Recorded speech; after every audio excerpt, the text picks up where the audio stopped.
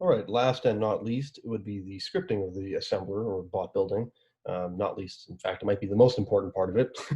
You'll notice at the bottom of the comprehensive attributes here that we have all these little symbols here. And this middle one here means command, right? So these are the commands you have available to you to execute. And you'll notice that this symbol is also a command symbol. This enables the RAM command. And I'm mentioning this because these show you what you can do with your bot, what you can tell them to do. All right, so if we open up the scripts, when you begin programming your robot, you're going to have either conditions or commands, and you're going to list them. And if a condition is met, you're going to either provide it with another condition, which further branches it, or a command. And when your bot, when the game tries to figure out what command, what your bot's going to do, it'll run through all the conditions until it hits the first command. And once it does that, it will no longer test your conditions. Um, so examples of command are like, just point your gun and shoot. Point your gun and see if there's somebody in your sight.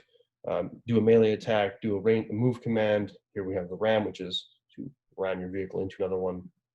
I said vehicle, I meant your robot.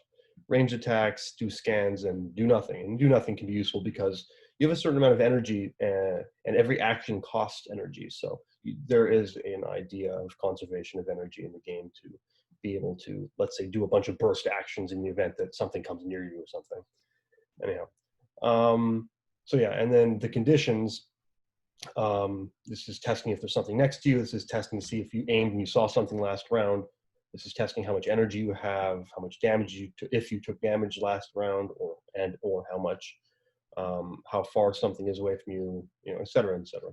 So this is like a very large aspect of the game is scripting, and I have not yet completed this part because my intention is to build a little GUI here where you enter in these points.